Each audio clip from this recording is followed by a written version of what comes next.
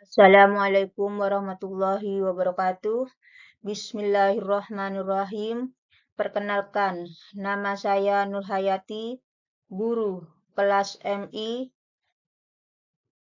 yang akan mempresentasikan tentang memakan dan dimakan, mata pelajaran IPAS kelas 5 untuk persyaratan PPG Batch 3 di UINSA Surabaya.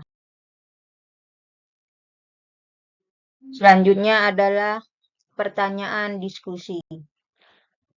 Pernahkah kalian melihat kucing mengejar tikus atau burung memakan ulat di pohon? Menurut kalian, mengapa di alam selalu ada yang memakan dan dimakan? Mari kita diskusikan bersama. Tujuan pada pembelajaran hari ini adalah 1. Menjelaskan arti hubungan memakan dan dimakan. Yang kedua adalah menunjukkan pentingnya keseimbangan dalam ekosistem. Yang ketiga, menyebutkan komponen rantai makanan di alam.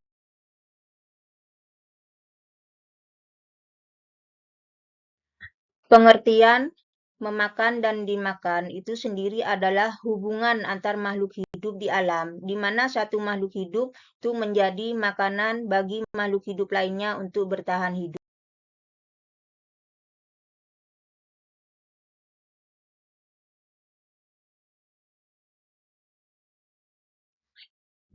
Apa itu ekosistem?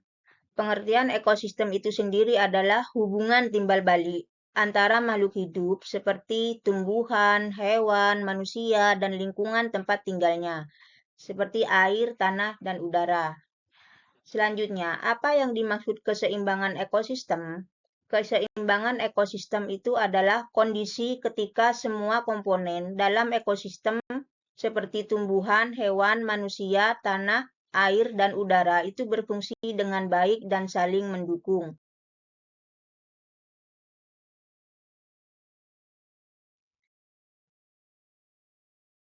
Selanjutnya, mengapa keseimbangan ekosistem itu penting? Pertama, untuk menjaga kelangsungan hidup makhluk hidup.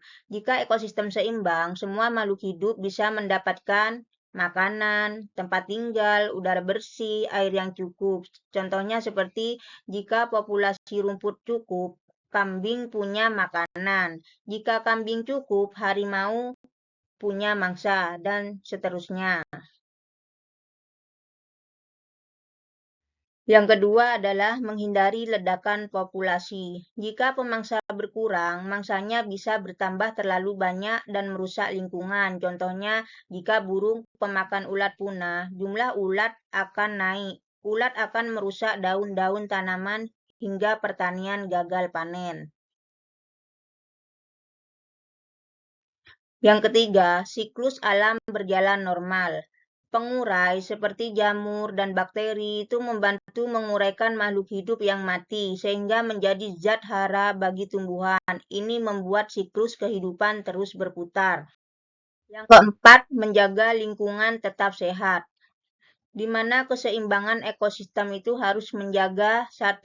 Kualitas udara, kualitas air, keseimbangan iklim lokal. Contohnya, pohon menyerap karbon dioksida dan menghasilkan oksigen. Jika pohon ditebang habis, udara jadi kotor dan suhu jadi panas. Selanjutnya, apa yang akan terjadi jika ekosistem itu tidak seimbang? 1. Makhluk hidup bisa punah. Yang kedua, hama bisa berkembang biak tak terkendali. Ketiga, tanaman mati, hewan kelaparan. Keempat, banjir, kekeringan, tanah longsor. Dan yang terakhir, kesehatan manusia itu bisa terganggu.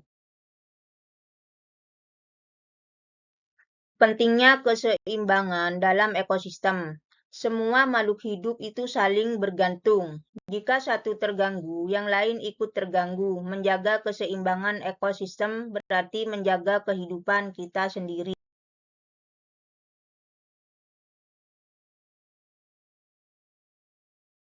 Ketiga adalah komponen rantai makanan, di mana rantai makanan itu memiliki 6 komponen. Yang pertama produsen, yang kedua konsumen, yang ketiga konsumen tingkat 1, yang keempat konsumen tingkat 2, yang kelima konsumen tingkat 3, yang terakhir adalah dekomposer atau pengurai.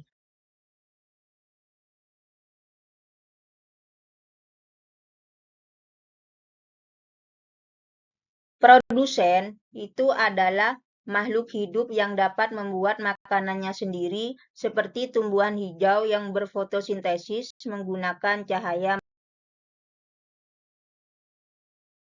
Pengertian konsumen adalah makhluk hidup yang tidak bisa membuat makanan sendiri sehingga harus memakan makhluk hidup lain untuk mendapatkan.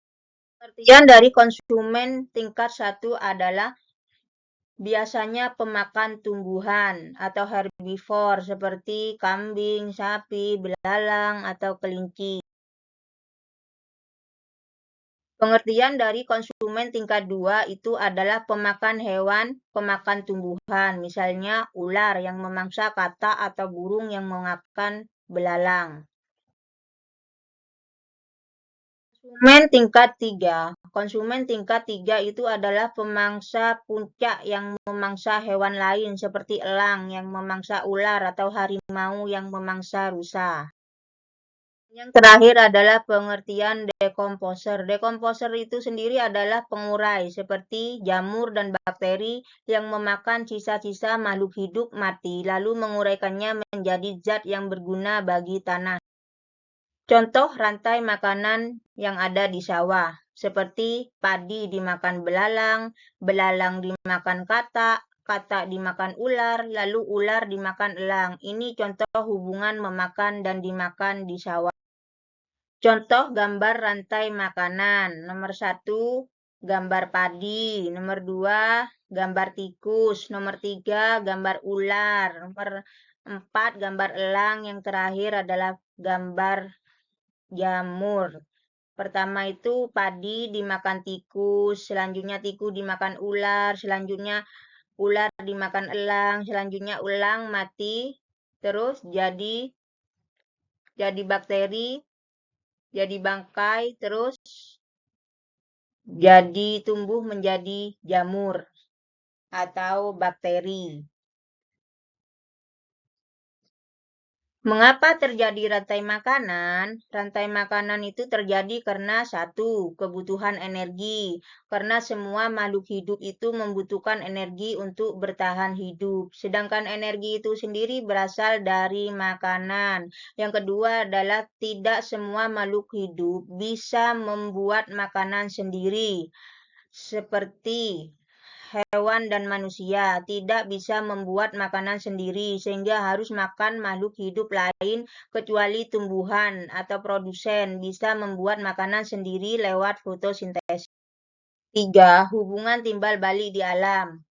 Hewan pemakan tumbuhan mendapatkan energi dari produsen. Hewan pemakan daging mendapatkan energi dengan memangsa hewan lain. Pengurai mengembalikan sisa makhluk hidup ke tanah menjadi unsur hara, lalu dipakai tumbuhan kembali. Yang keempat adalah keseimbangan ekosistem, di mana rantai makanan itu menjaga keseimbangan jumlah populasi. Jika satu jenis makhluk hidup hilang, maka akan mengganggu keberlangsungan hidup makhluk lain.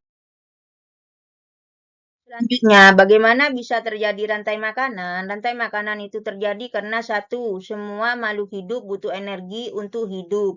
Energi itu diperoleh dari makanan. Yang kedua adalah tumbuhan sebagai produsen, di mana tumbuhan itu bisa membuat makanan sendiri dari sinar matahari atau fotosintesis.